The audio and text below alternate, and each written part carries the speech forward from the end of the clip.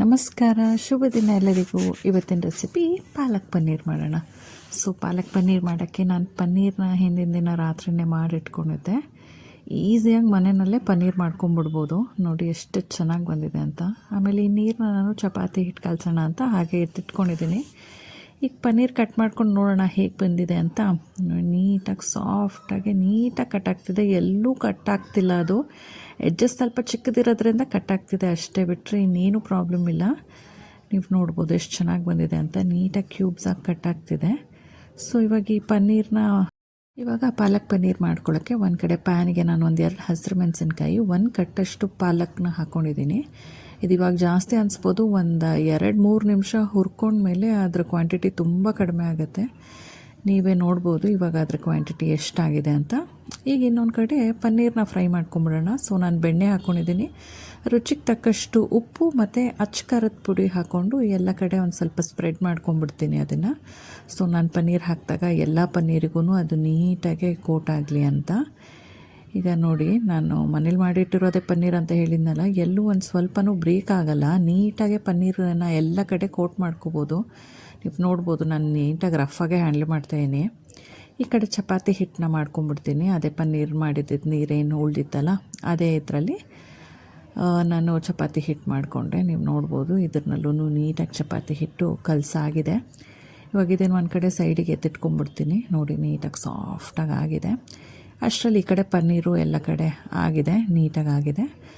ಇವಾಗ ಇನ್ನೊಂದು ಕಡಾಯಿ ಇಟ್ಕೊಂಡು ಅದಕ್ಕೆ ಎಣ್ಣೆ ಹಾಕ್ಕೊತೀನಿ. ಎಣ್ಣೆ ಕಾದಿದ ತಕ್ಷಣ ಅದಕ್ಕೆ ಸ್ವಲ್ಪ ಜೀರಿಗೆ ಹಾಕ್ಕೊಂಡು, ಈಗ ಜೀರಿಗೆ ಒಂದು ಸ್ವಲ್ಪ ಚಟ್ಪಟ ಅಂತ ಅಂದಮೇಲೆ ಸ್ವಲ್ಪ ಆನಿಯನ್ಸ್ ಹಾಕ್ಕೊತೀನಿ. ನಾನು 1 ದೊಡ್ಡ ಆನಿಯನ್ ಹಾಕ್ಕೊಂಡಿದ್ದೀನಿ. ಅದು ಒಂದು ಸ್ವಲ್ಪ ಕಲರ್ ಚೇಂಜ್ ಆಗೋ ತನಕ ಅದನ್ನು ಫ್ರೈ ಮಾಡಿಕೊಂಡು, ಈಗ ಅದಕ್ಕೆ ಟೊಮ್ಯಾಟೋಸ್ ಹಾಕ್ಕೊಂಡು ಒಂದು ಸ್ವಲ್ಪ ಕೈ ಆಡಿಸ್ಕೊಳ್ಳೋಣ.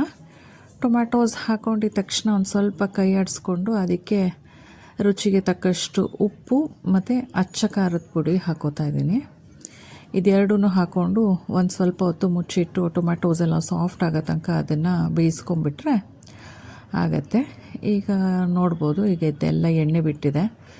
ನಾನು ಪಾಲಕ್ನು ಆಲ್ರೆಡಿ ಪ್ಯೂರೆ ಮಾಡಿ ಇಟ್ಕೊಂಡಿದ್ದೀನಿ. ಇವಾಗ ಇದಕ್ಕೆ ಪಾಲಕ್ ಪ್ಯೂರೆನ ಹಾಕ್ಕೊಂಬಿಡೋಣ.